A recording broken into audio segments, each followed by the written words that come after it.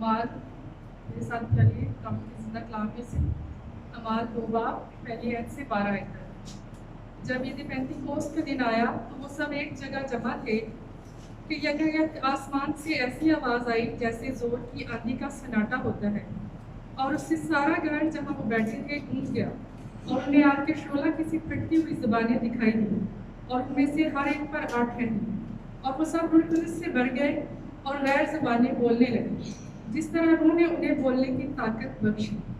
और हर कौम में से जो आसमान के तले है खुदा तरस यहूदी यरूशलेम में रहते थे। जब ये आवाज़ आई तो भीड़ लग गई और लोग दंग हो गए, क्योंकि हर एक को यही सुनाई देता था कि ये मेरी ही बोली बोल रहे हैं। और सब हैरान और मुतज्जब होकर कहने लगे, देखो ये बोलने वाले क्या सब गलीली नहीं? कि क्योंकि हम में से हर एक अपने अपने वतन की बोली सुनता है, हालांकि हम पारथी और मादी और अलामी और मसुतामिया और यहूदिया और पुतगिया और पेंदुस और आसिया और फ्रोगिया और पंफलिया और मिस्र और लब्बा के इलाका के रहने वाले हैं, जो करीने की तरफ है, और रूमी मुसाफिर व यहूदी व उनके मुरीद और करीती और अरब है, मगर अपनी अपनी ज़ुबान में उनसे खुदा के बड़े बड़े कामों का बयान सुनते हैं। और सब हैरान हुए और घबरा कर एक दूसरे से कहने लगे कि ये क्या हुआ चाहता है। और बाज़ ने ठट्ठा करके कहा कि ये तो ताज़ा मैं के नशा में है। खुदावंद के ज़िंदा कलाम को पढ़े सुने जाने पर खुदावंद की बरकत।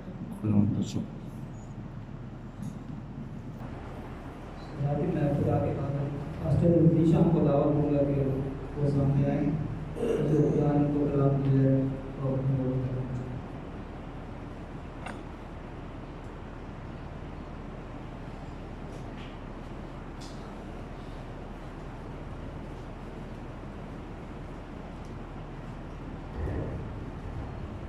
एक बार फिर अपनी आंखों को बंद करके खुदा की हज़ूरी को महसूस करेंगे। सब दुआ करेंगे अपने दिलों में अच्छे कलाम के लिए, जो खुदा आज कलाम करके होने को है। खुदा हमारे दिलों की ज़मीन को नरम करे, और मैं भी दुआ करें कि मैं न बोल सके खुदा का पाक मुझे सो के कलाम करें, ताकि हम सब मिलकर आज के कलाम के मुस्किल से बढ़ते हैं। सब अपनी आंखों को बंद करेंगे, खुदा की हज़ूरी को महसूस करेंगे। खुदा पाक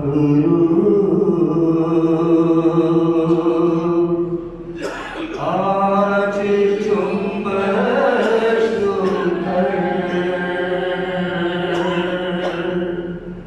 छूले हर जिंदगी को,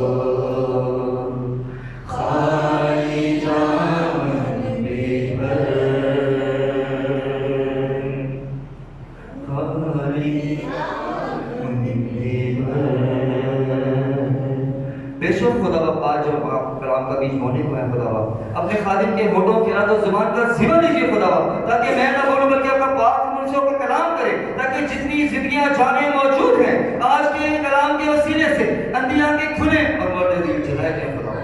एक एक जिंदगी में खुदा आज का कलाम कभी जब हम 100 गुना फैलाने बन सके, अगर हम सबको खुदा आज के कलाम के वसीले से बड़ी कर दें, क्योंकि मांगता हूं आपके प्यारे बेटे अपने खुदा यीशु मसीह के नाम में, यीशु मसीह के मीठे और बरकत नाम में आप सबको सलाम। आज की ईद भी ज़्यादा है कि कलीसिया फैंस से आ जाए और बहुत से लोग घर नहीं आए।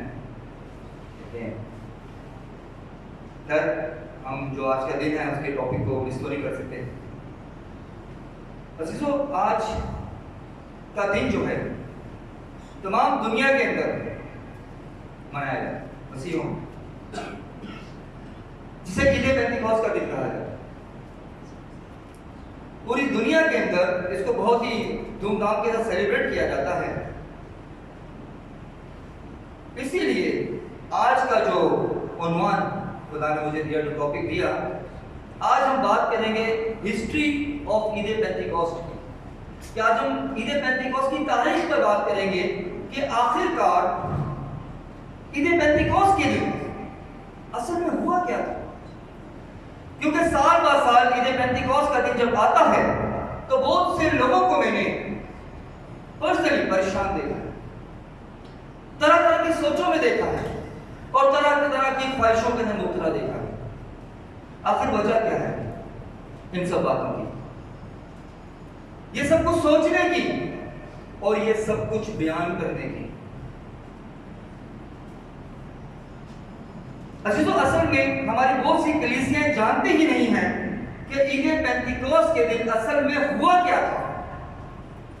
अजीजों, चूंकि बहुत से लोग खादिम और कलीसियां नहीं जानती कि इस दिन असल में क्या हुआ था, इसीलिए आज बहुत से लोग, बहुत से खानदान,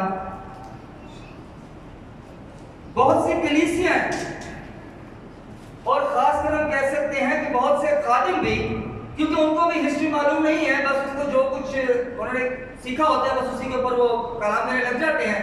पर्सनली तहकीक नहीं करते, तफ्तीश नहीं करते और पर्सनली रिसर्च नहीं करते कि खुदा का कलाम हमें क्या सिखाता है कि आज के दिन ईद पेंतिकोस्त के दिन असल में हुआ क्या था।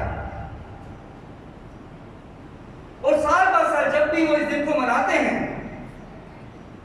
हमारे निजात दहिंदा खुदा यीशु मसीह के जी उठने के दिन को मनाने के बाद के 50वें दिन वो कलीसियाओं में दुआ करना शुरू कर देते हैं,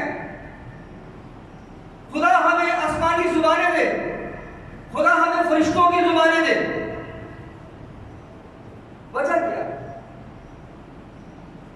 असल बात यह कि वो जानते नहीं है कि आज के दिन असल में हुआ क्या था और कलीसियाएं गुमराही का शिकार हैं, और जिसकी वजह से बहुत से लोग जो होते हैं वो गलत तालीमों में पड़ते हैं। क्यों? क्योंकि वो चीजें अट्रैक्ट करती हैं, हालांकि वो खुदा की तालीम नहीं है, लेकिन फिर भी लोग जो है उससे अट्रैक्ट होते हैं और वो क्या करते हैं, गलत तालीमों में पड़ जाते हैं और बाद में पता चलता है कि उसमें खुदा का रूह नहीं, उसमें बदलू है।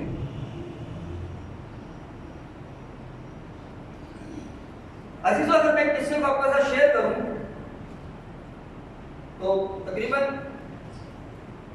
4 साल हो गए इस बात को। मुझे एक पेंतिकोस्टल चर्च के सीनियर पास्टर का कॉल आया और उसको पता था मैं यूएई के अंदर हूं, तो उसने मेरे से रफाकत रखना चाहा। और उसने जब मुझे कॉल की तो मुझसे पूछा कि आप किस मिशन से बिलोंग करते हैं, आप क्या मिनिस्ट्री है आपकी। और उसके बाद उन्होंने बताया कि मैं जो हूं ये गैर जुबानों पर बहुत फोकस करता हूं और इसके बारे में तालीम देता हूं।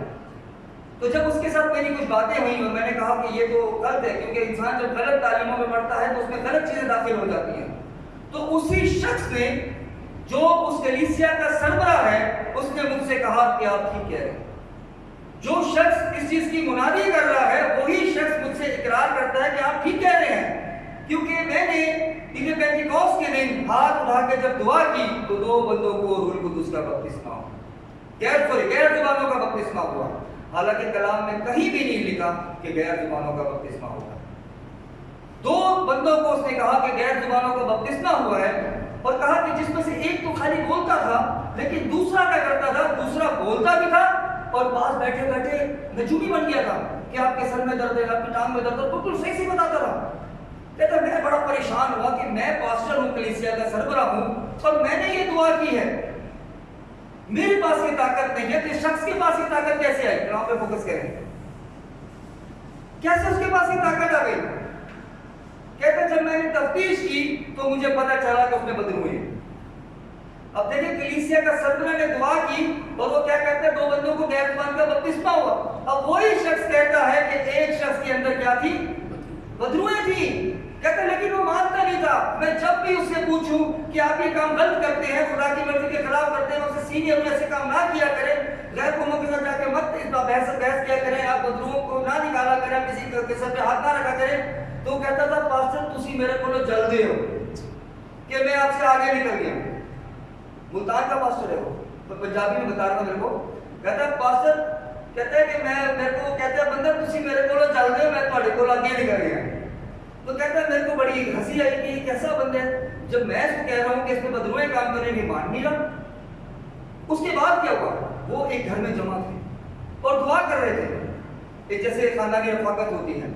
तो कहते हैं मैंने दुआ की और मैंने कहा खुदा आज वाज़ेह हो जाए कि ये खुदा की तरफ से शैतान की तरफ से। कहते हैं मैंने एक वो लिया, बॉक्स लिया, उसके सबके दो नाम डाले, शैतान और खुदा का नाम एक साथ डाला, और उसके बाद अंदर से पेपर निकाले। कहता है जब पेपर निकाला गया तो उसमें निकला शैतान का नाम। तो कहता है फिर उसी बंदे ने यही कहा पास्टर मैं आखिर तुसी मेरे को जल्दी हो ना करो।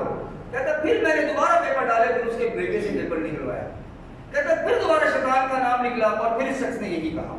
कहता उसके बाद हमने मिलकर फिर खुदा के हुजूर और जोर से मतलब और दिल से दुआ की और खुदा से कहा खुदा जाहिर कर दे कि इसके अंदर क्या है।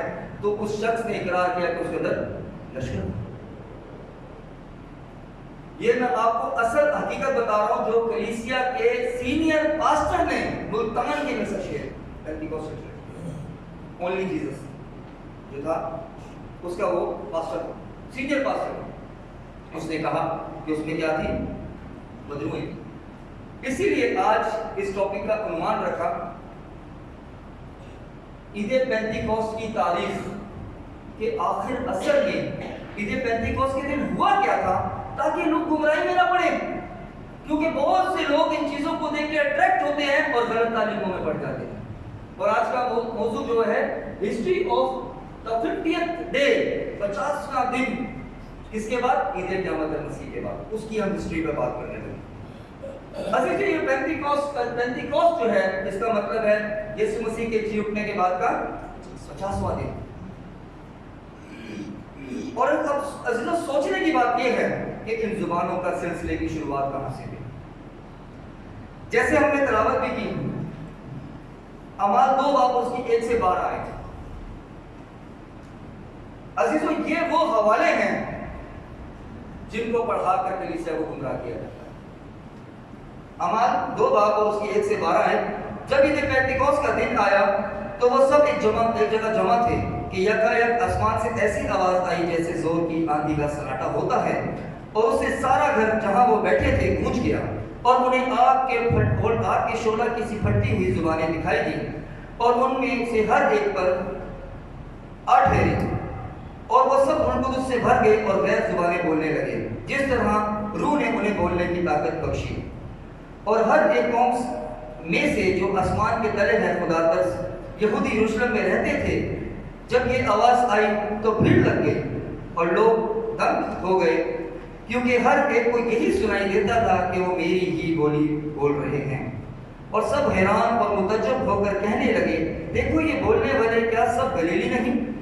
फिर क्यों कर हम में से हर एक अपने वतन की बोली सुनता है, हालांकि हम पार्टी और यहाँ पे जो है मुल्कों के नाम लिखे हुए हैं कि यहाँ से जो है असल में जो जुबानों का सिलसिला शुरू हुआ। और अजीजों यही वो हवाले हैं जिनको कलीसिया के अंदर बढ़ाकर कलीसिया के लोगों को गलत तालीमों की तरफ ले जाएगा। ये यहां से शुरुआत हुई गैर जुबानों की। ये 12 रसूलों का जिक्र है, ये 11 नहीं है, 12 रसूल हैं। जब यूदा इस्करियोती ने जब धोखा दिया था तो उसके बाद जब यीशु मसीह आसमान पर उठाए गए तो उन्होंने पूरा डाल के 12वें रसूल को उसकी जगह मुकर्रर किया। और जब इस खिदमत का आगाज किया तो ये 11 नहीं थे, ये 12 थे। और ये 12 रसूलों ने जब खिदमत का आगाज किया तो ये जुबानें क्या हुई? नाज़िल हुई। पौलुस रसूल बेशक बचपन मां के पेट से ही रसूल होने के लिए चुने गए, लेकिन इस वक्त अब तक वो खिदमत में शामिल नहीं हुए इनके साथ। लेकिन यहां पर 12 रसूलों का जिक्र है। ये 12 रसूल थे गिनती में जिन्होंने खिदमत का आगाज किया। अजीजों, बजाय कि वो जो लोग हैं जो गलत तालीमों में जाते हैं, बजाय के रिसर्च करें, जाने कि आखिर ईद पेंटिकॉस्ट के दिन क्या हुआ था,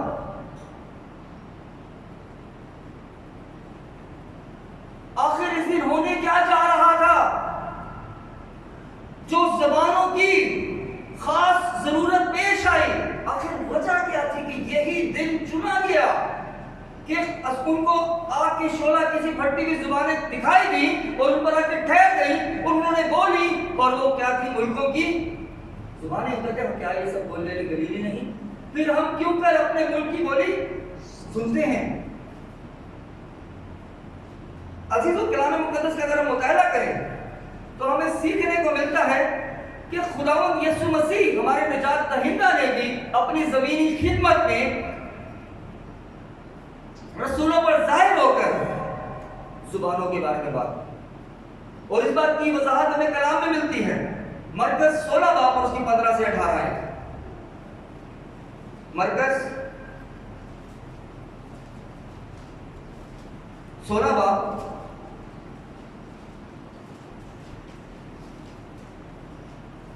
उसकी 15 से 18 है। और उसने मुझसे कहा कि तुम दुनिया में जाकर सारे खल्क के सामने अंजील की मुनादी करो। जो ईमान लाए वो बपतिस्मा ले, वो निजात पाएगा, और जो ईमान ला लाए वो मुजरिम ठहराया जाएगा।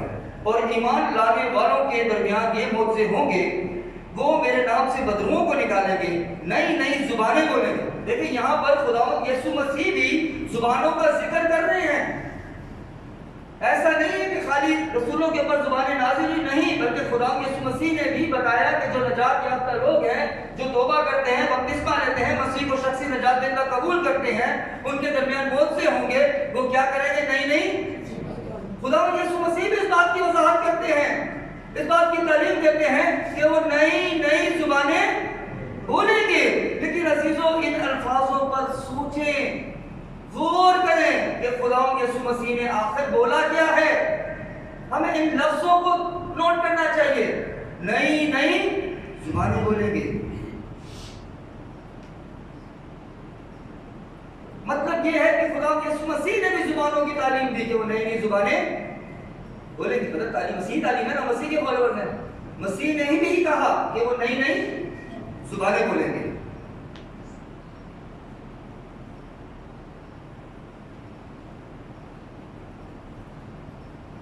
और कौन बोलेंगे? निजात याफ्ता लोग। अजीजों, कुछ देर आप सोचें, मैं ये लफ्ज आपके दरमियान रखता हूं, नई नई जुबानें बोलेंगे। इसका मतलब क्या है? नई नई जुबानें बोलेंगे कौन?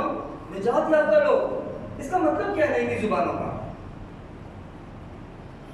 इन अल्फाज का आखिर मतलब क्या है नई नई जुबानें बोलने का? क्या आपने कभी गौर किया? नई नई जुबानों से मुराद क्या है? बेशक खुदा ने इसमें इस बात की तालीम दे रहे हैं कि नई नई जुबानें बोलेंगे, लेकिन अल्फाजों पर गौर करें। खुदा ने यीशु मसीह के अल्फाजों पर, तालीम पर जो हमें दे रहे हैं, सिखा रहे हैं, जो निजात पाएंगे, नई नई जुबानें बोलेंगे। क्या हमारे निजात दहिंदा खुदा यीशु मसीह ने कहा कि वो आसमान की जुबानें बोलेंगे? यहां पर तो पढ़ने को मिल रहा है, या आपको यह पढ़ने को मिल रहा है कि फरिश्तों की जुबानें बोलेंगे? वो हमारे निजात देता खुदा यीशु मसीह हैं, वो हमसे तालीम को छुपाएंगे? उन्होंने क्लियर कहा कि जो ईमान लाए, बपतिस्मा ले, तौबा करे, बपतिस्मा ले और निजात याफ्ता के दरमियान क्या होंगे, नए वो मुआवजे होंगे, वो क्या करेंगे, नहीं। उन्होंने कहीं नहीं कहा कि वो आसमान की जुबानें बोलेंगे, वो फरिश्तों की जुबानें बोलेंगे, यहां पर कोई जिक्र नहीं है। और जब 12 रसूलों के ऊपर भी जुबानें नाजिल हुई, जुबानें आकर ठहरी, आपकी फटकी शोला जुबानें उन्होंने देखी और जब उन्होंने बोली तो वहां पर भी जिक्र नहीं है कहीं पे भी कि उन्होंने आसमानी जुबान बोली या फरिश्तों की जुबान बोली। और इसी बात की वजाहत खुदा यीशु मसीह ने भी की कि वो नई जुबानें बोलेंगे, पर ये नहीं कहा कि वो आसमान की जुबानें बोलेंगे या फरिश्तों की जुबानें बोलेंगे। मैं चाहूंगा दोबारा इस हवाले को पढ़े, अमाल 2 बाब और उसकी 1 से 4 है। उसको बुलंद आवाज से कोई पढ़ सकते हैं तो पढ़े, चाहे तो जो बुलंद आवाज से पढ़ सकते हैं हवालों को वो आगे और माइक पे पढ़े, जो जिसकी उर्दू ठीक और बुलंद आवाज से पढ़ सकते हैं वो आगे माइक ले ले और माइक पे पढ़े, या अगर कोई वैसे भी पढ़ सकते हैं तो वैसे पढ़ दे। अमाल 2 बाब और उसकी 1 से 4 है।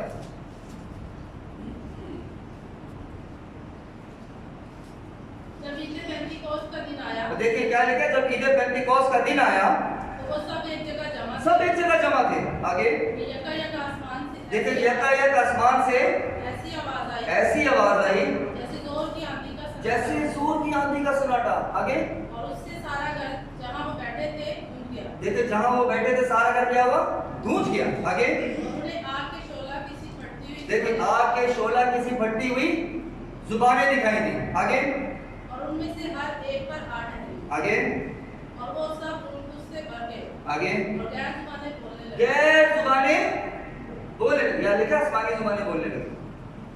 नहीं, ये जिंदा कलाम मुकम्मल कलाम है, हम इसको मानते हैं ना। तो क्या यहाँ पर लिखा है कि आसमानी जुबानें बोलने को फरिश्ते जुबानें फरिश्तों की जुबान बोलते हैं? लिखा क्या लिखा गया, दोबारा पढ़े। और वो सब उससे भर गए और गैर जुबानें बोलने लगे। गैर जुबानें बोलने लगे। आगे जिस तरह रूह ने उन्हें बोलने की ताकत बख्शी। जिस तरह रूह ने उन्हें बोलने की वजाहत मिलती है कलाम में। यहाँ पर कहीं नहीं लिखा, जैसे यीशु मसीह ने कहा नई जुबानें बोलेंगे, बेशक यीशु मसीह की जो बात थी वो पूरी हुई, कलाम पूरा हुआ, नई जुबानें बोली गई, लेकिन ना यीशु मसीह ने कहा आसमान और फरिश्तों की जुबानें बोलेंगे, और ना ही यहाँ पर रसूलों के बारे में कुछ जिक्र किया जा रहा है कि इन्होंने आसमानी या फिर फरिश्तों की जुबानें बोली।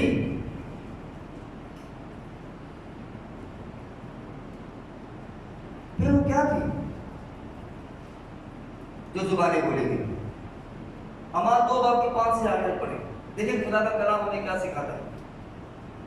उस जुबानों के बारे में बता रहे कौन सी जुबानें फटती हुई दिखाई दी, आके ठहरी और क्या बोला। अमाल 2 बाब की 5 से 8 है। और हर कौम में से जो आसमान के तले है, देखिए लिखे, और हर एक कौम में से जो आसमान के तले है, यरूशलेम में रहते थे।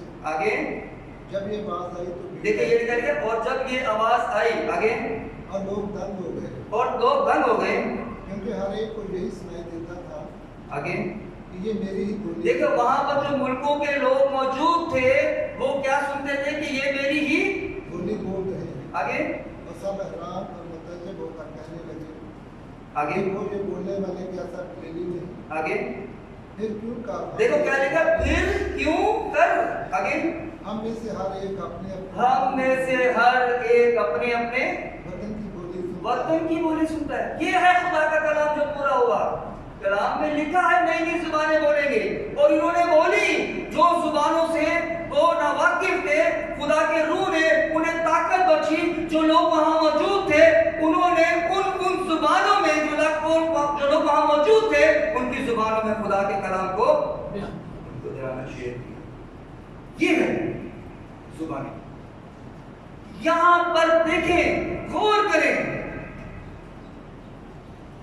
लिखा है मगर अपनी अपनी जुबान में उनसे खुदा के बड़े कामों का बयान सुनते थे, अपनी अपनी जुबानों में।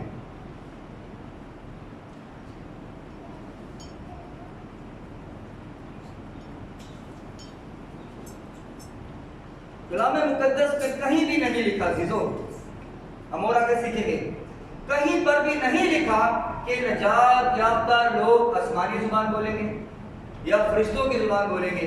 मैं आपको चैलेंज करता हूं किसी भी ट्रांसलेशन में लाके मुझे दिखा दें।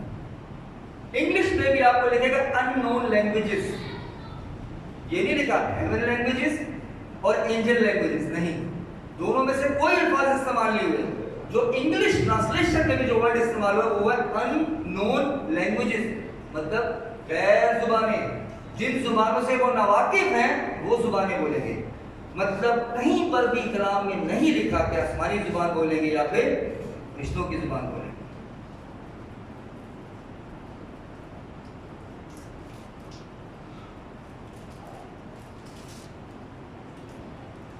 और अजीजों मैं आपको बताना चाहता हूं अमाल 10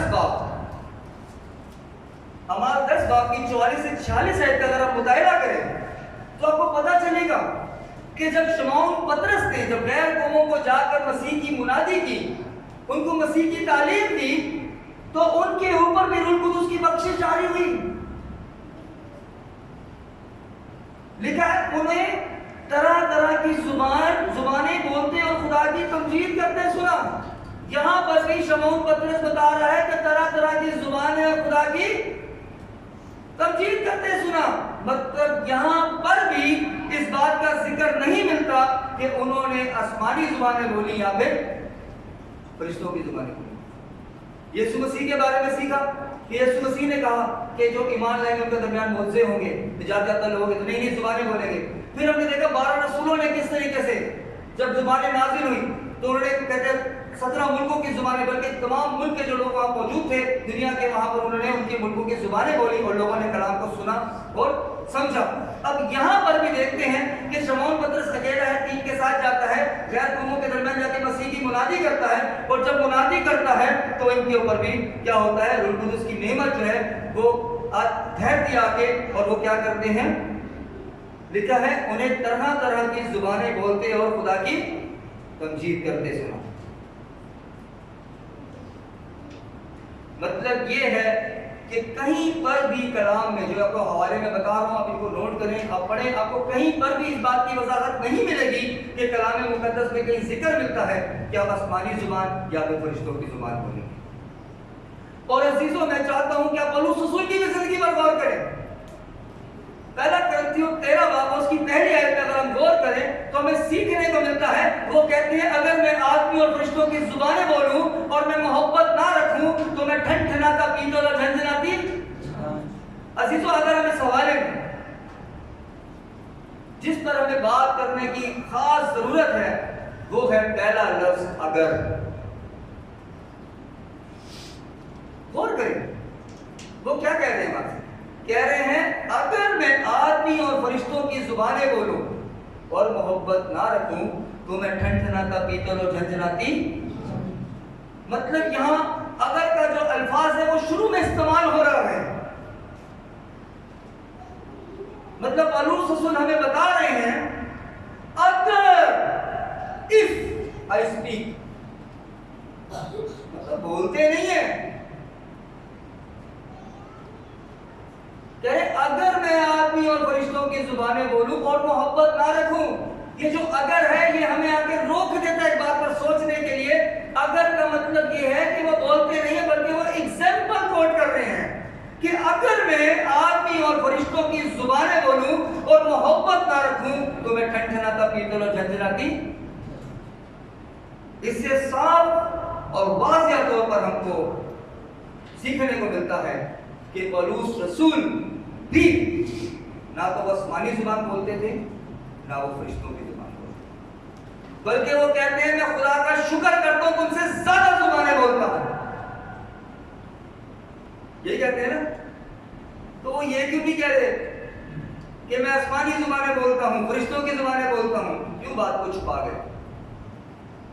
छुपाने की जरूरत थी?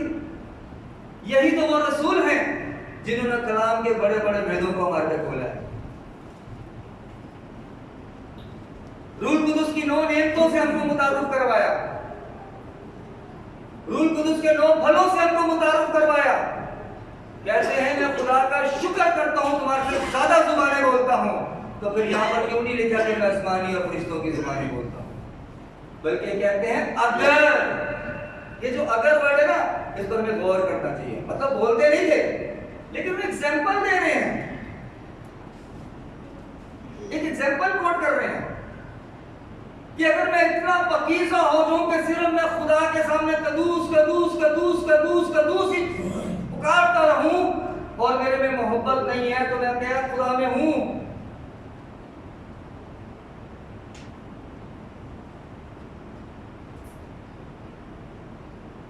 अजीजों, अगर पौलुस रसूल आसमानी जुबान बोलते या फरिश्तों की जुबान बोलते तो वो अपने किसी ना किसी खतूत में इस बात का जिक्र करते।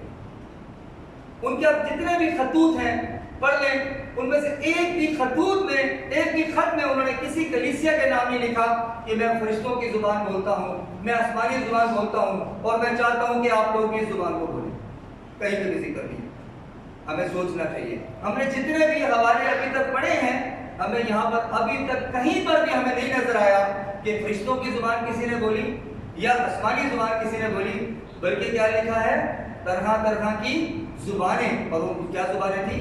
मुल्कों की जुबानें। और पौलुस रसूल भी इस बात की वजाहत करते हैं, कहते हैं मैं खुदा का शुक्र करता हूँ तुम्हारे से ज्यादा जुबानें जानता हूँ, ज्यादा मुल्कों की जुबानें जानता हूँ।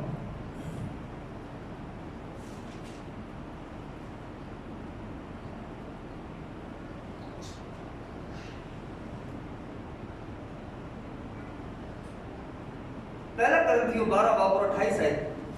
मैं चाहूंगा इस पे भी हम गौर करें, क्योंकि मैं नहीं चाहता कोई हवाला मिस हो और जिससे कंफ्यूजन पैदा हो कि ये हवाला क्यों नहीं इस मैसेज में रखा गया। मैं चाहता हूँ इस हवाले को भी पढ़ें। पहला करंथियों 12 के 28 को ना दवा से इसको पढ़ें। और खुदा ने कलीसिया में अलग अलग शब्द मुकर्रर किए। आगे पहले रसूल, दूसरे नबी, तीसरे अहगार, मुतज़िम, तरह की जुबानें बोलने वाले। अब यहाँ पर देखें साफ और वाज़ेह तौर पर क्या लिखा? कलीसिया के अंदर तरह तरह के शख्स मुकर्रर किए और यहाँ पर अल्फाज आ रहा है कि तरह तरह की जुबानें बोलने वाले। तरह तरह की जुबानों से मुराद क्या है यहाँ पर? मैं नहीं चाहता किसी हवाले से हम रह जाएं, क्योंकि आज हम जब बात कर रहे हैं ईद पेंतिकोस्त की तारीख को, उस दिन की, तो हम हर आयात पर गौर करें ताकि हमसे कोई बात करें उसका जवाब दे सके। क्या लिखा? कलीसिया के अंदर मुकर्रर किए तरह तरह की जुबानें बोलने। अब मिसाल देते हैं, कोई चाइनीज हमारे दरमियान खुदा का कलाम लेके आता है और सोचे हमारे चर्च में उसका ट्रांसलेटर नहीं है, तो शर्म की बात है या नहीं?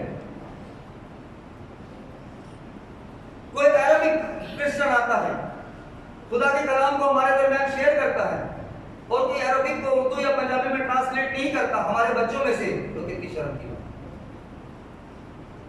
या कलीसिया के किसी फर्द को अगर वो नहीं शेयर करता तो कितनी शर्म की बात। अगर कोई अंग्रेजी में अगर खुदा के कलाम को हमारे दरमियान शेयर करता है और हमारे कलीसिया में कोई ट्रांसलेट करने वाला नहीं है, हमारे में इतनी बदारी नहीं है कि हम जुबानों को सीखें, तो कितनी शर्म की बात। यहाँ पे तरह तरह के मुल्कों की जुबानों की बात की जा रही है। हमारी कलीसियाएं, हमारी मसीह जनरेशन 3 जुबानों पर आकर रुक गई है, उर्दू, पंजाबी, इंग्लिश, इससे आगे नहीं बढ़ता, सीखना ही नहीं है। इन जुबानों में आकर रुक गई है, नहीं सीखना जी, हमें सीखने की जरूरत है नहीं, क्या करना है? रूहानी तरक्की कैसे होगी? कैसे उन लोगों के पास जाओगे जो दूसरी जुबानें बोलते हैं? कैसे उनकी जुबानों में जाके खुदा के कलाम को शेयर करके उनको मसीह की तालीम दोगे? कैसे वो नजात याफ्ता होंगे? हमें कलीसिया के बच्चों के अंदर, कलीसिया के लोगों में बेदारी पैदा करनी चाहिए कि वो तरह तरह की जुबानों को सीखें। कोई इंग्लिश सीखे, कोई फ्रेंच सीखे, कोई डच सीखे, कोई कोरियन सीखे, कोई चाइनीज सीखे, कोई फ्रेंच सीखे, लेकिन हम सिर्फ 3 जुबानों में आकर रुके, हम कहते हैं हमारे बच्चों की क्वालिफिकेशन होगी। शर्म की बात तो यह है, हम जिस स्टेट में रहते हैं हमें तो वो भी जुबान नहीं आती। हम बेशक कराची के रहने वाले हैं, लेकिन स्टेट क्या है? सिंध। क्या हम सिंधी में बस किसी मसीही सिंधी को जाकर खुदा का कलाम सुना सकते हैं? यह खुदा का कलाम हमें सिखाता है कि हमें ये आनी चाहिए ये जुबानें, कि हम जाके तरह तरह की जुबान के लोगों में जाकर खुदा के कलाम को शेयर करें। हमारी जिम्मेदारी नहीं है, बच्चों को खुद पुश करना पड़ता है, खींचना पड़ता है इन काम के लिए, लेकिन माँ बाप के अंदर खुद बरकत हासिल करने का जुनून नहीं।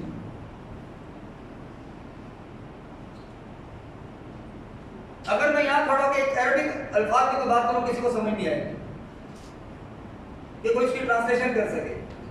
हमारे में वो नहीं है, जुनून नहीं है। हम बोलते हैं यार इंग्लिश पढ़ ली बहुत है, इंटरनेशनल लैंग्वेज सीख ली, सबको आती है, उसका बहुत वैल्यू है। हमें सोचनी चाहिए आसमान पर किस चीज की वैल्यू है। आसमान पर है उसकी वैल्यू जो खुदा की तालीम को लोगों के दरमियान लेकर जाकर जिंदगियों को बचाता है। कलाम की वैल्यू है, ये है वो जुबान, उसको सीखें, तरह तरह की जुबानों में इस कलाम को सीखें, पढ़ें। मैं नहीं कहता मैं बहुत ज्यादा एजुकेटेड हूं या बहुत ज्यादा समझदार हूं, लेकिन मेरी कोशिश यही होती है जब भी खुदा के कलाम को अपने दरमियान शेयर करूं तो मैं डिफरेंट लैंग्वेजेस में चेक करूं, तरह तरह की जुबानों में चेक करूं कि उनका मतलब क्या है, और ऐसे ही आपकी रूहानी तरक्की भी होगी। लेकिन जब आपको पता ही नहीं होगा कि दूसरी जुबानों में अल्फाजों के क्या मतलब है, तब कैसे तरक्की पाएंगे। यहाँ पर जो लिखा है तरह तरह की जुबानें बोलने वाला होना चाहिए, इससे मुराद है आपको जुबानें आनी चाहिए मुल्कों की, ताकि चर्च में अगर कोई फॉरेन बॉर्डर आए तो आप उसके चर्च में से बच्चे खड़े हों कि हम ट्रांसलेशन करेंगे। ये है इसका मतलब। यहां पर भी किसी बात का जिक्र नहीं है कि आसमानी जुबानें या फिर तरह तरह की जुबानें वाले बोलने, लेकिन ये भी लिखा कि फरिश्ते या फिर आसमान की जुबान। कोशिश करें बच्चों को सिंधी जुबान भी सिखाएं। सिंध के अंदर जाके देखें कितने मसीही लोग बैठे हुए हैं खुदा के कलाम को सुनने के लिए, लेकिन शर्म की बात है 3 जुबानों से आगे नहीं निकलते। हालांकि हमारा स्टेट सिंध है, लेकिन फिर भी कितने बच्चों को सिंधी नहीं आती, बस स्कूल की हद तक में दूध रखा हुआ है। ये है इस आयत का मतलब कि बच्चों को कलीसिया में और बड़ों को भी तर्बियतदारी होनी चाहिए कि तरह तरह के मुल्कों की जुबान में खुदा के कलाम को पढ़ें और जाकर लोगों में जाकर उस कलाम को शेयर करें। अब अजीजों यहां पर और भी चंद चीजें हैं, और भी चंद बातें हैं जिससे खानदानों को, कलीसियाओं को, खासकर बच्चों को गुमराह किया जाता है। और वो हवाले हैं 1 कुरिन्थियों 14 बाब की 1 से 6 है। ये हवाले हैं जो पढ़ाकर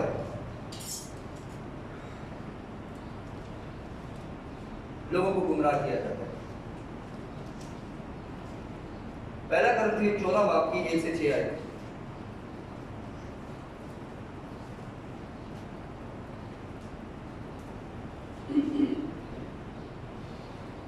मोहब्बत से तालीम और रूहानी नेमतों के आजुल को खुसूस की नबूवत करो। हम कहते हैं खुसूसी इसकी के नबूवत करो, कलाम करो। आगे कि जो बेगाना जुबान में बात करता है वो आदमियों से बातें नहीं करता बल्कि खुदा से, इसलिए ये यहाँ पे मैं थोड़ा सा स्टॉप करूंगा। अब ये वो वर्स है जिसके जरिए लोगों को गुमराह किया जाता है। ये बहुत स्ट्रॉन्ग आयत है, जब लोगों के सामने रखी जाती है लोग कहते हैं हाँ सही बात है भाई, अगर हम ये जुबानें नहीं बोलेंगे तो हम कैसे रूहानी तरक्की करेंगे। और अब वो क्या करते हैं, दुआ करने लग जाते हैं कि जी हमें जुबानें मिले, लेकिन वो जुबानें क्या किसी को पता ही नहीं। अब यहाँ पे क्या लिखा है, क्योंकि जो बेगाना जुबान में बातें करता है वो आदमियों से बातें नहीं बल्कि खुदा से करता है। आगे भाई बड़े इसको कंटिन्यू करें। इसलिए उसकी कोई नहीं समझता, हालांकि वो अपनी रूह के वसीला से वेद की बातें कहता है। आगे लेकिन जो नबूवत करता है वो आदमियों से तरक्की और नसीहत और तसल्ली की बातें कहता है। आगे जो बेगाना जुबान में बातें करता है वो अपनी तरक्की करता है, और जो नबूवत करता है वो कलीसिया की तरक्की करता है। अगरचे मैं ये चाहता हूँ कि तुम सब बेगाना जुबानों में बातें करो, लेकिन ज्यादातर यही चाहता हूँ कि नबूवत करो। आगे और अगर बेगाना जुबानें बोलने वाला कलीसिया की तरक्की के लिए तर्जुमा ना करे, करने वाला उससे तो नबूवत करने वाला उससे बड़ा है। आगे बस ऐ भाइयों, अगर मैं तुम्हारे पास आकर बेगाना जुबानों में बातें करूं और ये आयत को ना गौर से सुनना, ये आयत में बहुत सी बातें, बहुत से भेद लिखे हुए हैं। आगे पढ़ें दोबारा 6 आयत को। बस ऐ भाइयों, अगर मैं तुम्हारे लेकिन क्या मतलब अगर मैं तुम्हारे पास आकर बेगाना जुबानों में बातें करूं, लेकिन क्या मुकाशवा या इल्म या नबूवत या तालीम की बातें तुमसे ना कहूं आगे, तो तुमको मुझसे क्या फायदा? कह रहे अगर मैं बेगाना जुबानी में आकर तुमसे बातें करूं और मुकाशवा या इल्म या नबूवत या तालीम की बातें तुमसे ना कहूं तो तुमको मुझसे क्या फायदा होगा? अब ये वो जगह है जहां पर आकर कलीसिया के अंदर, ज्यादातर पेंटिकोस्टल कलीसियाओं के अंदर जो गैर जुबानों पे ज्यादा फोकस करते हैं, मतलब गैर जुबानों पर नहीं बल्कि गलत जुबानों पर, क्योंकि कलाम वाली जुबानों पर फोकस नहीं कर रहे, उनकी नजर कहीं और है और वो अपने आप को बहुत ऊंचा मानते हैं। और जब ऊंचा मानते हैं तो उनको फिर कलाम में, पुराने नामे में फिर वो बुर्ज याद आना चाहिए कि खुदा ने तुझको कैसा तोड़ा। बल्कि कलाम ये कहता है हर एक को बराबर जानकर, अपने से बेहतर जानकर अपनी खिदमत जाओ। ये वो जगह है, मैं आपको बताना चाहता हूं, ये वो वर्ष है, क्योंकि जो बेगाना जुबान में बातें करता है वो आदमियों से बातें नहीं करता बल्कि खुदा से बातें करता है, इसलिए कि उसको कोई नहीं समझता, हालांकि वो अपनी रूह के वसीला से भेद की बातें करता है। अब ये वो वर्ष है जिससे तमाम दुनिया के अंदर इंतशार फैला कि जब तक आप आसमानी जुबानें नहीं बोलेंगे, आतिशी ये जो आसमान पर जो जुबानें बोली जाती है वो नहीं बोलेंगे, आप में खुदा का रूह नहीं है और आप में रूह कुदुस नहीं। हालांकि कलाम सिखाते हैं रूह कुदुस की नेमत है, रूह कुदुस नहीं है। ये रूह कुदुस की नेमत है, 9 नेमतों में से 8वीं नेमत है। पहली नेमत में तो गौर ही नहीं करते ना। अब जिस तरह हम कहते हैं पहले कलमे की क्या जरूरत थी, लेकिन यीशु मसीह ने पहला कलमा माफी का था। अब यहां पर पहली नेमत पे नहीं गौर करते, हिकमत पे। हालांकि कलाम कहता है खुदा की हिकमत मसीह है, मसीह नहीं चाहिए उनको चाहिए जुबानें। 8वीं में फोकस है, शुरू की 7 दिन में गोल कर दी और मानते हैं बड़े। अब यहां पर जो रूहानी तरक्की की बात की जा रही है, बेगाना जुबान में बातें करता है वो आदमियों से नहीं बल्कि खुदा से बातें करता है। बेशक अजीजों, जब हमारे दरमियान यहाँ पे कोई बच्चा बैठा हुआ है, हो सकता है हमारी कलीसिया में बहुत से बच्चे बहुत अच्छे एजुकेटेड हैं, वो जब किसी जुबान में दुआ करते हैं जिसमें उन्होंने एजुकेशन हासिल किया तो हमें समझ नहीं आती, ऐसी है ना, वो क्या जुबान।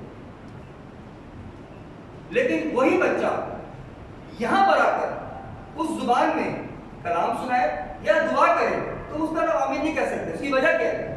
आपको उसका तर्जुमा ही क्या, लेकिन उसको आता है। जो शख्स ये काम कर रहा है, जैसे वो इंग्लिश में दुआ कर रहा है, या फिर ये कहते हैं, ये सिंधी में कह लो जो हमारे स्टेट लैंग्वेज है, या फिर ये कहते हैं किसी और स्टेट की लैंग्वेज में, या फिर कहते हैं अरबिक में, किसी में उसको खुदा ने उसने हिम्मत की जुबान को सीखा और वो दुआ कर रहा है, कलाम कर रहा है, लेकिन हमें समझ नहीं आ रही। क्यों? क्योंकि उसने इस चीज को सीखा। लेकिन वही जब इधर खड़ा होके वो उस कलाम को जुबान में शेयर करता है और उसके साथ ट्रांसलेटर खड़ा होता है, तो फिर कलाम क्या होता है? मुकम्मल होता है। आप इस बात को समझें, अगर कंफ्यूजन है तो बताएं। यहां पर बात की जा रही है जो बेगाना जुबान में बात करता है वो आदमियों से नहीं बल्कि खुदा से बात करता है। बेगाना जुबान हमारे लिए सब जो है, हमारे लिए फ्रेंच भी बेगाना जुबान। हमारे दरमियान अगर जैसे बच्ची जो है, जिसे वो फ्रेंच आती है, दुआ कर रही है, तो हमारी बेगाना जुबान है। बेशक हमें पागल लग रही होगी, क्यों? क्योंकि हमें पता ही नहीं वो जुबान है क्या, सॉरी, क्योंकि हमें पता ही नहीं वो जुबान है भी या नहीं है, क्योंकि हमने कभी सुनी नहीं। लेकिन हम नहीं जानते वो खुदा के साथ कनेक्शन में खुदा से दुआ कर रही है उस जुबान में जो जुबान उसको आती है। हमें दुनिया की जितनी भी जुबानें हैं वो सीखनी चाहिए।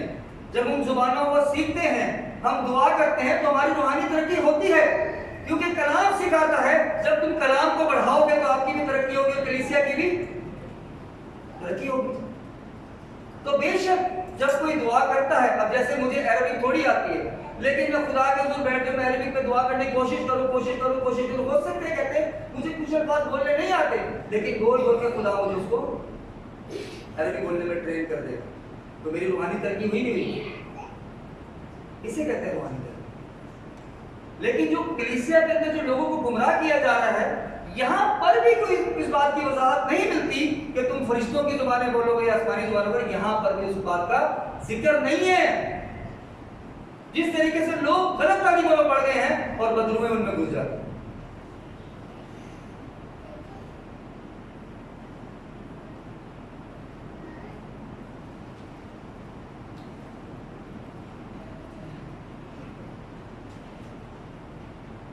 हमारे 14 बाब और उसकी पहला करंथी 14 बाब की 16 आयत को दोबारा हम चाहेंगे पढ़ें। मैं चाहूंगा दोबारा पढ़ें पहला करंथी 14 बाब की 16 आयत। मैं नहीं चाहता कोई वर्ड हमसे छूटे, हमें सब चीजों के बारे में पता होना चाहिए ताकि हम गुमराही में न पड़े। पहला करंथी 14 बाब उसकी 16 आयत। वरना अगर तू रूही से नमक करेगा, नहीं, पहला करंथी 14 बाब उसकी 16 आयत। ठीक है,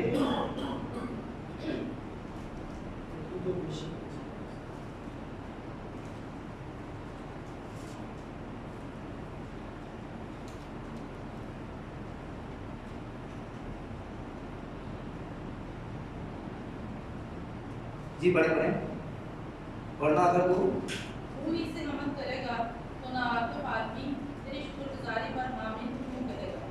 आगे इसलिए कि वो नहीं जानता कि तू क्या कहता है।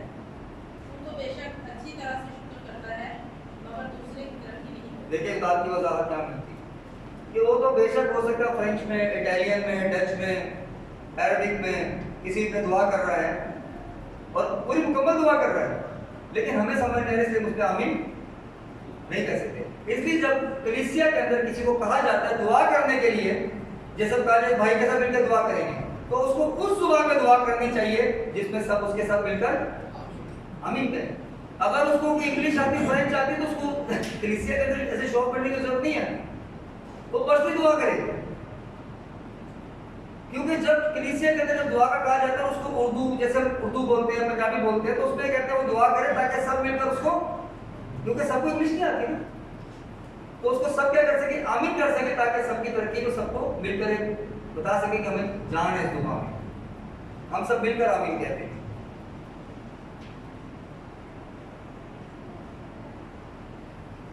पहला करंथी 14 बाब की 6 पढ़ेंगे।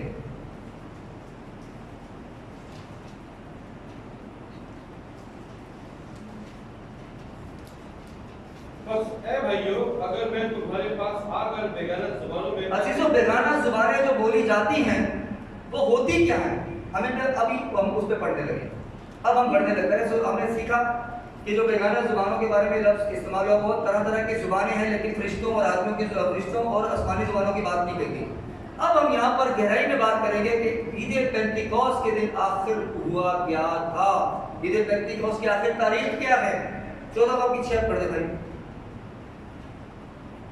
भाइयों, अगर मैं तुम्हारे पास आकर बेगाना जुबानों में, देखिए यहाँ पर पढ़ो सिर्फ बस मैं आए भाइयों, अगर मैं तुम्हारे पास आकर बेगाना जुबानों में बातें करूँ आगे, और मुकाशवा या इल्म या नबूवत या तालीम की बातें तुमसे ना करूं। देखिए बेगाना जुबानों में जब बातें हो रही हैं, तो यहाँ पर बात हो रही है कि जब बेगाना जुबानों में बातें की जाएं तो फिर क्या किया जाए, मुकाशवा को भी बयान किया जाए, इल्म को भी बयान किया जाए, नबूवत को भी बयान किया जाए, तालीम की बातें भी कही जाए।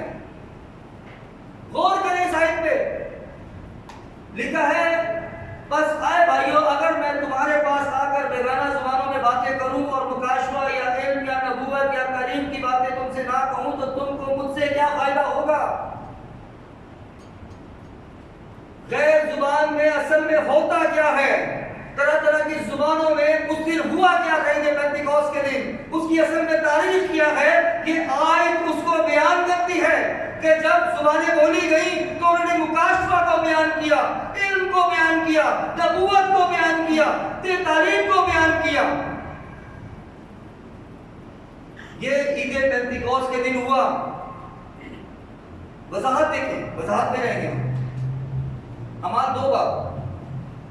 जब 12 रसूल ईद पेंतिकोस्त के दिन जमा थे, तो वजाहत देखें कि जब गैर जुबानें बोली तो इन्होंने सब ये काम किए। इन्होंने मुकाशवा भी बयान किया, इल्म भी बयान किया, नबूवत भी की, तालीम भी दी। इनमें से एक भी चीज उन्होंने नहीं छोड़ी।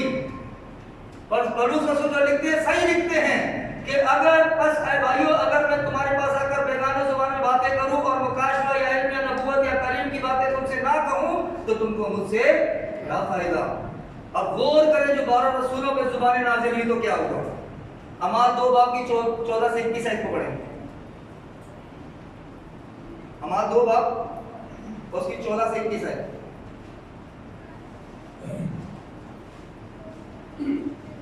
लेकिन पतरस उन 11 के साथ खड़ा हुआ और अपनी आवाज बुलंद करके, देखिए यहाँ पर सबसे पहले चीज है कि पतरस उन 11 के साथ खड़ा हुआ। उन 11 के साथ ये नहीं लिखा कि पतरस उन 10 के साथ खड़ा हुआ। पतरस उन 11 मतलब यहाँ पे 12 रसूल, 12 रसूलों का जिक्र है। आगे आगे पढ़े भाई। अपनी आवाज बुलंद करके लोगों को कहा कि ऐ यहूदियों और ऐ यरूशलेम के सब रहने वालों, ये जान लो और कान लगाओ कि मेरी बातें सुनो। आगे कि जैसा तुम समझते हो ये नशा में नहीं, क्योंकि अभी तो पहल ही दिन चढ़ा है, बल्कि ये वो बात है जो यूएल नबी की मार्फत कही गई। ये खुदावंद फरमाता है कि आखिरी दिनों में ऐसा होगा कि मैं अपने रूह में से। देखिए यहाँ पर सबसे पहली चीज जो हम देखते हैं, हम कहते हैं आखिर जमाना अभी आया नहीं। जब 12 रसूलों ने मुनादी का आगाज किया तो आखिर जमाने का आगाज हुआ। यहाँ पे इस बात की वजाहत मिलती है। क्या लिखा है यूएल नबी की मार्फत, क्या लिखा पूरा हुआ कि भाई दोबारा पढ़ें कि मैं अपने रूह में से हर बशर पर डालूंगा और तुम्हारे बेटियां नबूवत, बेटे और बेटियां नबूवत करेंगे। आगे और तुम्हारे जवान रोया और तुम्हारे बूढ़े ख्वाब देखेंगे। आगे बल्कि मैं अपने बंदों और अपनी बंदियों पर भी उन दिनों में अपने रूह में से डालूंगा और वो नबूवत करेंगे। आगे देखिए रूह जब आएगा खुदा का रूह तो क्या करवाएगा? नबूवत यानी मुकाशफा, इल्म, तालीम, नबूवत ये लोग करेंगे उनको गुस्से भर के। आगे और मैं ऊपर आसमान पर अजीब काम और नीचे जमीन पर निशानियां यानी खून और आग और धुआं का बादल दिखाऊंगा। आगे सूरज तारीख और चांद खून हो जाएगा और बेशक उससे के खुदावंद का अजीम और जलील दिन आए और यूं होगा कि जो कोई खुदावंद का नाम लेगा निजात पाएगा। अब यहाँ पर जो है हमारे 2 बाब की 14 से 21 आयत में रसूलों ने मुकाशफा को बयान किया आखिर जमाना में। और फिर क्या बता रहे हैं? और मैं ऊपर आसमान पर अजीब काम और नीचे जमीन पर निशानियां यानी खून और आग और धुआं का बादल दिखाऊंगा। सूरज तारीख और चांद खून हो जाएगा। ये आखिर जमाने के बाद बताया जा रहा है। मुकाशफा बयान किया जा रहा है। अब उसके बाद देखें इल्म की बात कहां गई इसमें। हमारे 22 बाब की 2 से 22 से 35 तक पढ़ेंगे। हमारे 2 बाब की 22 से 35 है। 2 बाब की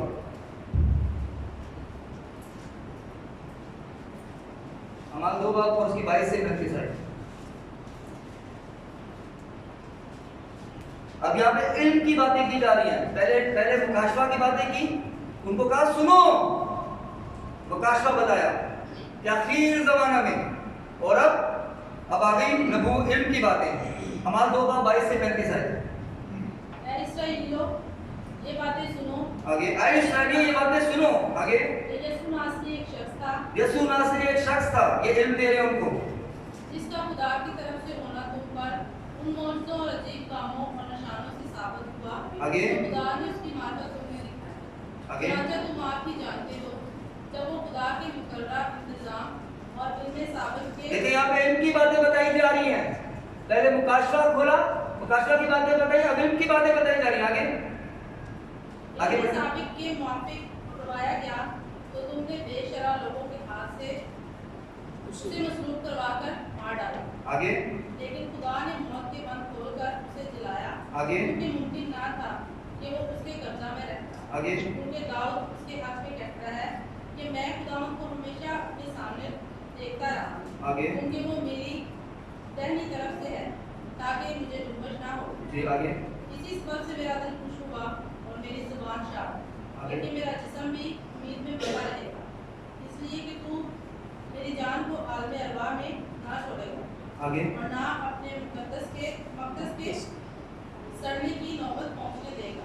आगे तूने मुझे जिंदगी की राहें बताई तो मुझे अपने दीदार के बायस खुशी से भर देगा।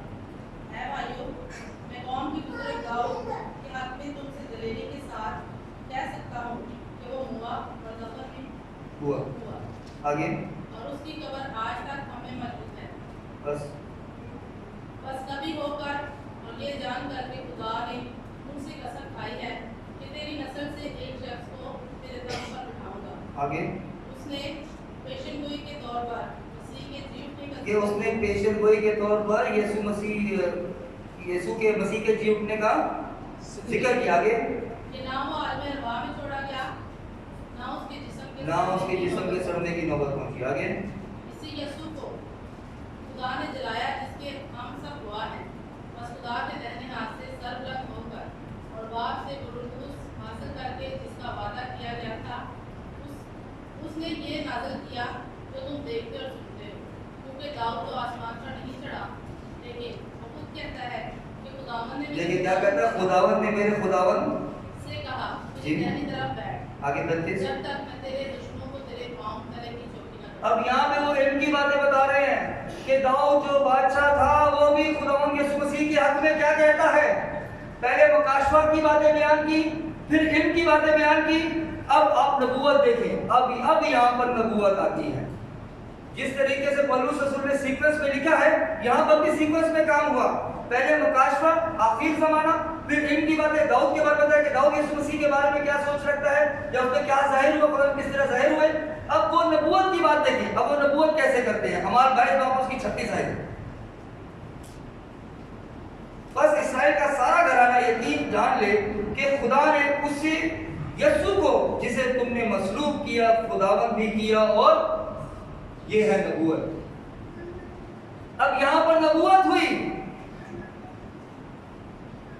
कि जो मसीह है लिखा बस इसराइल का सारा घराना यकीन जान ले कि खुदा ने उसी यीशु को जिसे तुमने मसलूब किया खुदावंद भी किया और उसी भी।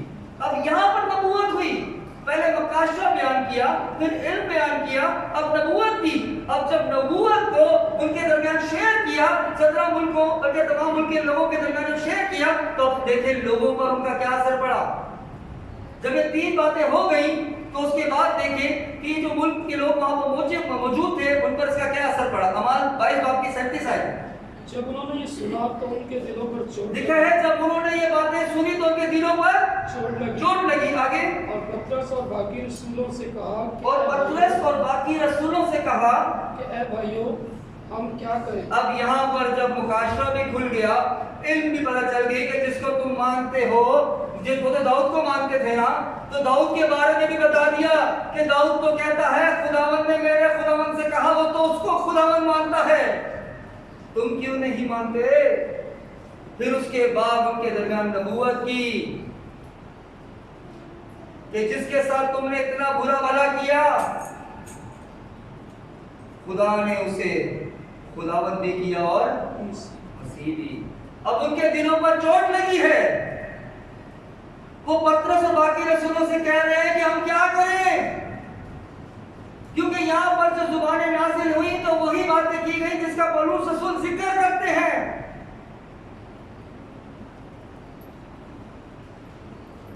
अब यहाँ पर जो है अगली बात का जिक्र मिलता है हमें तालीम का। पहला मुकाशवा दूसरा इल्म तीसरा नबूवत। जब नबूवत के बाद लोगों ने कहा क्या करें तो अब यहाँ पर 12 रसूल तालीम देते हैं। अमाल 2 बाब की 38 है। पतरस ने उनसे कहा कि तौबा करो और तुम में से हर एक अपने गुनाहों की माफी के लिए यीशु मसीह के नाम पर बपतिस्मा ले तो तुम तो तुम रुनकुत कुदस इनाम में रूहुल कुदस इनाम में पाओगे। अब उसके बाद क्या आगे बढ़े? इसलिए कि ये वादा तुम और तुम्हारी औलाद और उन सब दूर के लोगों से भी है जिनको खुदावंद हमारा खुदा अपने पास बुलाएगा। आगे और उसने और बहुत सी बातें जता कर उन्हें ये नसीहत की कि अपने आप को इस टेढ़ी कौम से बचाओ। आगे बस जिन लोगों ने उसका कलाम कबूल किया, देखिए जिन लोगों ने कलाम कबूल किया उन्होंने बपतिस्मा लिया और उसी रोज 3000 देखिए यहाँ पर जो है कलाम मुकम्मल होता है। गैर जुबानें बोली गई, जुबानों में मुकाशवा, इल्म, नबूवत और नबूवत के बाद जब वो ईमान ले तो मसीही तालीम बती। अब क्या करना है? तो ये मसीही तालीम है, इसको फॉलो करो। तो फिर क्या हुआ? 3000 लोग क्या हुए? मसीह पर आदमियों के करीब उनमें मिल गए। ये है खुदा का कलाम। ये है जो ईद पेंतिकोस्त के दिन हुआ, जो पौलुस रसूल लिखते हैं कि अगर मैं जुबानें बोलूं और मुकाशवा या इल्म या नबूवत या तालीम की बातें तुमसे ना कहूं तो तुमको मुझसे क्या फायदा? यहाँ पर जब ये जुबानें बोली तो फायदा हुआ कितने लोगों को? 3000 लोगों को। तो अजीजों, अगर मैं आपसे पूछूं कि असल में आज के दिन की सच्चाई क्या है तो क्या है? कोई जानता है? ईद पेंतिकोस्त के दिन की असल सच्चाई क्या है? क्या हुआ था आज? कोई भी बता सकता है? कोई बता सकता है ईद पेंतिकोस्त के दिन क्या होता है? तो कुछ हमने सुना खुदावंद का रोए पर नाज़िल हुआ, उनको गैर-ज़ुबान हुए तो बाकी कुदरत से गैर-ज़ुबान हुए। आगे और क्या? और बहुत खास काम हुआ। वो तो किसी मकसद से हुआ ना। किस मकसद? क्या मकसद क्या था? ताकि लोगों में नसीहत फैले, ताकि वो अपने अपने दिमाग में 12 रसूल जो थे, ये पहली बार इज्तिमाई तौर पर इन्होंने खिदमत का आगाज किया तौबा के वक्त। आज के दिन 12 रसूलों ने इज्तिमाई तौर पर तौबा के बपतिस्मे का आगाज किया। क्यों कहा गया था रुके रो कुव्वत का आवाज दो? मतलब यह कि वो उनमें से बहुत से लोग ऐसे थे जिनको दूसरे मुल्क की जुबानें नहीं आती थी, तो खुदा ने उनको ताकत बख्शी और उन्होंने दुनिया के अंदर क्या किया? खुदा के कलाम को। और आज वही एक वजह है कि आपको इब्रानी यूनानी सीखनी नहीं पड़ती। अगर वो ट्रांसलेशन नहीं होती, जुबानें नहीं होती, तो आज आपके पास उर्दू में खुदा का कलाम है। ये आज के दिन की वैल्यू। बजाय कि हम गलत तालीमों में पढ़े, हमें आज के दिन की सच्चाई को जानना चाहिए। अब अजीजों, सोचने की बात यह है कि तौबा का मतलब क्या है? इन्होंने तौबा कैसे करवाई? ये जरूरी है, इसलिए मैं चाहता हूं इस चीज को मैं मैसेज एंड करने से पहले शेयर करूं। अब आगे करेंगे। इब्रानी में तौबा के लिए 2 लफ्ज इस्तेमाल हुए। इब्रानी जुबान में तौबा के लिए 2 लफ्ज इस्तेमाल हुए। पहला है नखाम,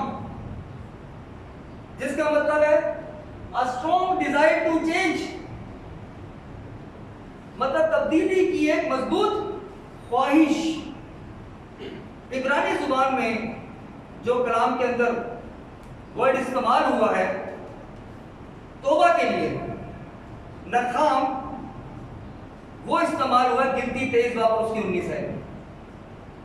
ये नॉलेज मैं चाहता हूं आपको मिले।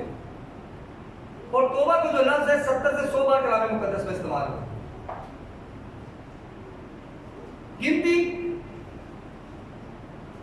23 बाब की 19 आयत। यहां पर जो है इब्रानी जुबान में जो तौबा के लिए लफ्ज इस्तेमाल हुआ वो हुआ है नखाम,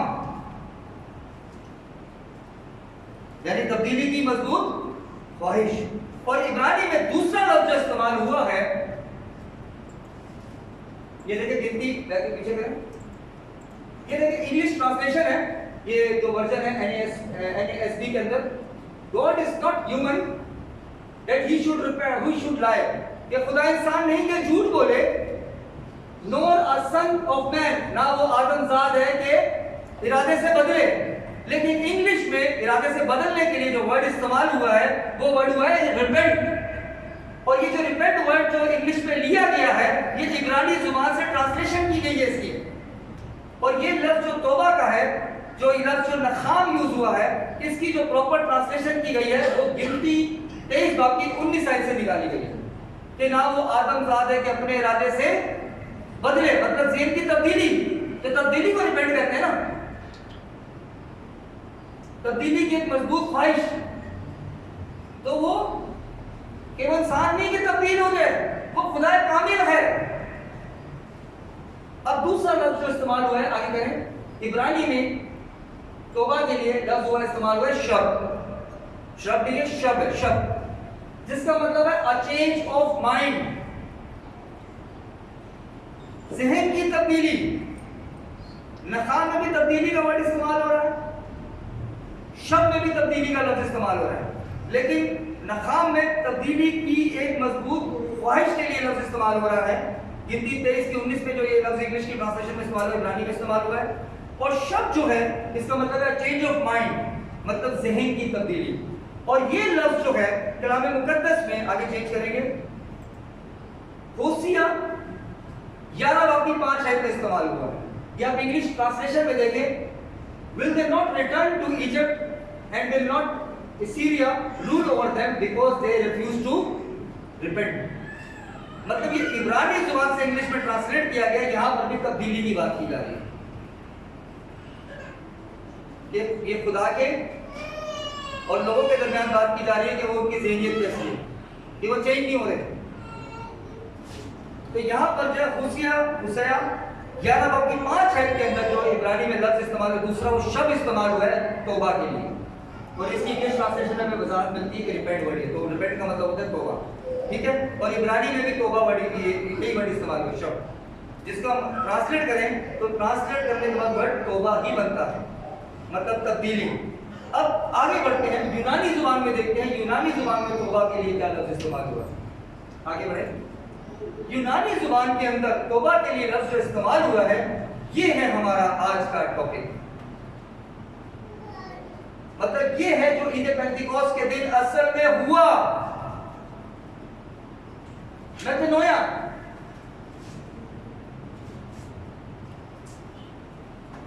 A change of mind, purpose and action, मतलब ज़हन, मकसद और अमल, इन 3 चीजों को चेंज कर दिया। और इसकी वजाहत हमें मिलती है, ये जो लफ्ज इब्रानी में इस्तेमाल हुआ है मेथनोया, इब्रानी जुबान, यूनानी जुबान में, तो वो कौन सी वर्ष में इस्तेमाल हुआ है। आगे करें, नेक्स्ट करें। वो पुराने एहतनामे में से मैंने आपको बताया कि तौबा का वर्ड कहाँ किस तरीके से इस्तेमाल हुआ है। और नए एहतनामे के अंदर अमाल 2 बाब और उसकी 38 आयत को दोबारा पढ़ें, जल्दी से बुलंद आवाज से पढ़ें। अमाल 2 बाब की 38 आयत।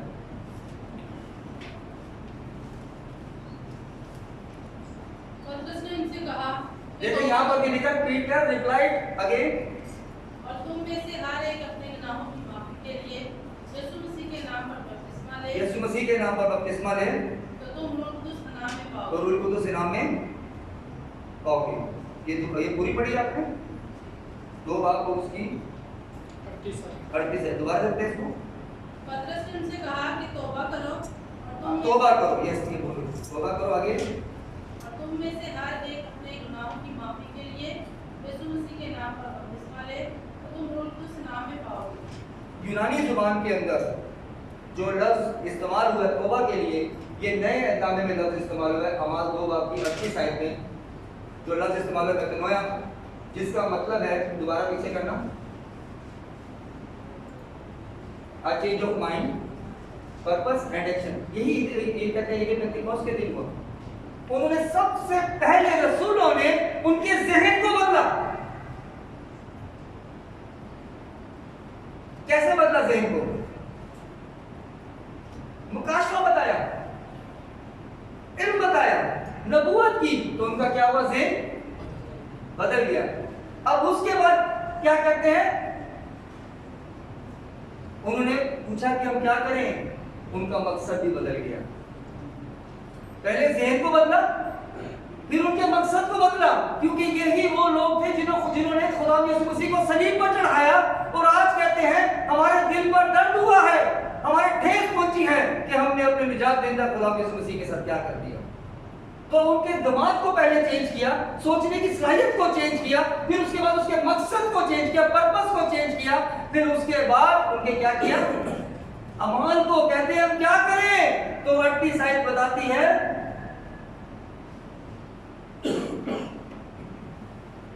दो बाब की 38,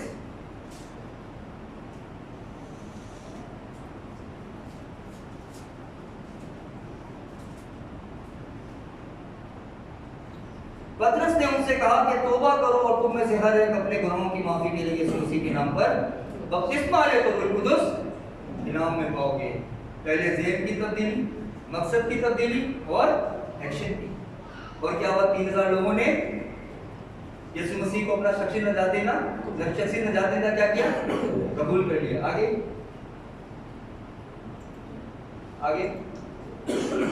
तीनों अल्फाज नाकाम, शब और मेतनोया, इन तीनों का मतलब है तब्दीली, चाहे वो पुराने नामे का हो या नए नामे का। इसका मतलब क्या है, तब्दीली। और उन्होंने उन लोगों के दरमियान जिन्होंने खुदा के मसीह को सलीब चढ़ाया था, उनमें तब्दीली पैदा की, उनके दिलों पर ठेस लगी और उन्होंने यीशु मसीह को क्या किया, अपना शख्सी निजात देना कबूल किया। आगे अब क्या था, अब उन लोगों को पता चला कि हम जहां जा रहे हैं वो गलत है, वो इस डायरेक्शन में जा रहे हैं। उनको बताया कि तुम जो कर रहे हो गलत कर रहे हो, दिस इज बैड, ये बहुत बुरी बात है जो आप कर रहे हो, क्योंकि आप खुदा की तालीम के, खुदा के बेटे के खिलाफ चल रहे हो। तो उन्होंने क्या किया, आगे उन्होंने अपने आप को रोक लिया, आई एम डन, ये बहुत गलतियां हो गई, अब हम और गलतियां नहीं करेंगे। आगे फिर उसके बाद उन्होंने क्या किया, अपनी गलत जिंदगी को रिजेक्ट किया सिंफुल लाइफ को, और उसके बाद जो इस डायरेक्शन में जा रहे थे वो दोबारा इस डायरेक्शन में हुए, और उसके बाद उन्होंने एक्सेप्ट किया जीसस को, यीशु मसीह को अपना निजात देंदा और खुदावंद। ये है जिंदगी से 3000 लोगों के ज़हन को बदला इस पेंटिकोस्ट के दिन। लेकिन हमारी अफसोस की बात है, चंद कलीसियां गलत तालीमों के अंदर जाकर लोगों को गुमराह कर रही और उनको पता ही नहीं है कि आखिर असल में हुआ क्या था। आज के दिन इज्तिमाई तौर पर 12 रसूलों ने मिलकर तौबा के बपतिस्मे की मुनादी की, इसलिए जुबानों की जरूरत पड़ी, और वो जुबानें कौन सी थी, मुल्कों की जुबानें थी। आगे तो उन्होंने, ये है कलाम, जब हम तौबा किसी से करवाते हैं तो हमें क्या करना चाहिए, हमें भी यही करना चाहिए, पहले उनके ज़हन को तब्दील करना चाहिए, उनकी जिंदगी के मकसद को तब्दील करना चाहिए, क्योंकि जो गलतियां हुई हैं बस बहुत हो गया, अपनी हमने गलती कर दी, और अब हमने अपने एक्शन को चेंज करके हमेशा की जिंदगी में डाल दिया। आज के कलाम के वसीले से आपको सबको बहुत बहुत